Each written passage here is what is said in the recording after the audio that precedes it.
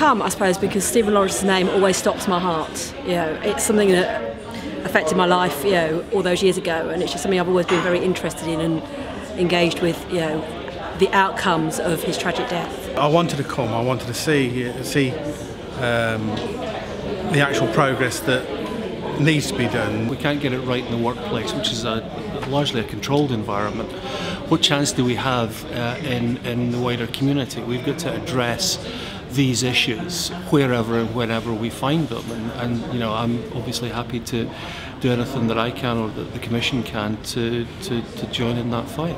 There's been loads of progress in some things, but I think in attitude there might well have been progress, but in actual results of employment, which is my area, black people being progressed through and taking senior posts, I don't think there are results. I'm quite pleased with what we have done because it's recognised, first of all, institutional racism was a fact, wherein Scarman said it didn't exist 10, 15 years earlier.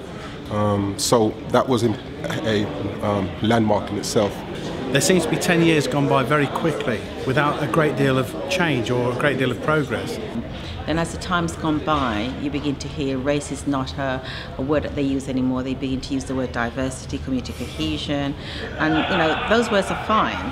But until you address race is, to me, I think is the key to all the other disability also, because it just captures a lot of all the other disability also. So until you address race, I don't think we can actually say and move on to community cohesion or diversity. But, you know, if you look at organisations that people are not getting promotions, they're not getting recruited, they're not getting the opportunities, and so that is still quite dead. But I think maybe in terms of social attitude and the way the police address crimes, I think that probably has changed, which is significant. So it depends what you're looking at, I think. For me, 10 years on after Stephen's murder, and one of the things I said, could this happen again? Yes, it could. And there's a lot of young people. But the difference is that how it's been sort of how the media is using it now is that it's all this black on black killing. But to me, it doesn't matter who it is. A young person's lost their lives, and that's what we need to focus on, and not looking at to say it's a black on black. And if there's racist murders happening, those are not being reported. Now, I saw somewhere where it says how many young kids have lost their life through racism. You don't hear about that anymore. Certainly raised awareness. It's made us all a lot more honest with each other. But most significantly is that it was a first stage for me in recognition of a number of problems in the public sector and in society in general. And now we have, I think hopefully in a few months' time, we have the Equality Act. And the fact that we've had the inquiry, we've done that, we've addressed that, and we've moved on. Stephen must have been the last person to be killed by somebody who's racist, and that's not true. Which I think is the imminent step from the Macpherson Act. So it's all good, it's all positive. It takes time, but we've gone in the right direction, and I'm very pleased so far, really.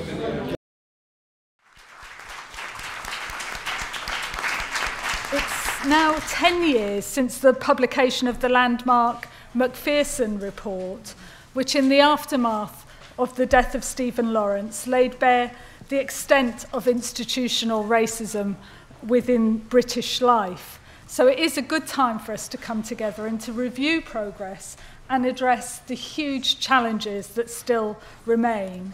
I'm very pleased that John Denham, the Secretary of State, is going to join us later.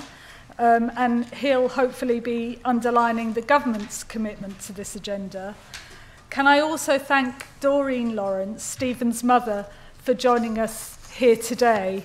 The TUC family has always been proud to support your family, Doreen, in the long struggle for justice.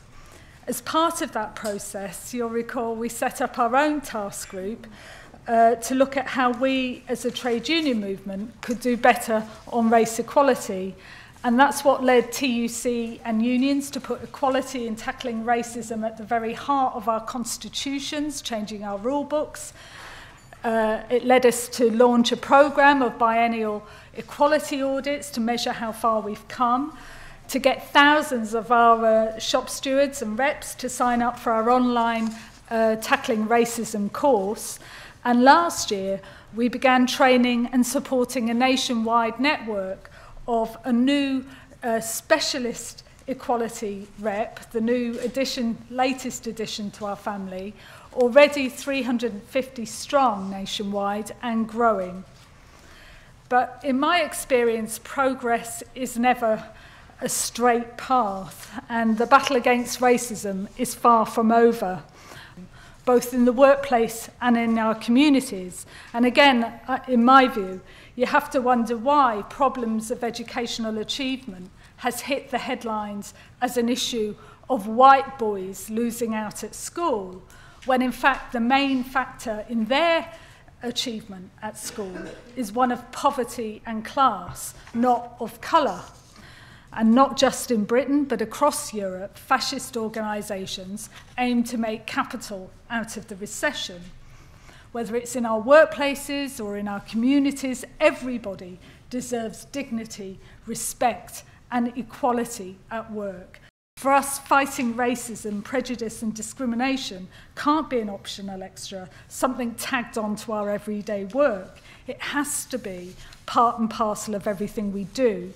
Now, I'm proud that today we're launching the TUC's updated guide on tackling racism in the workplace.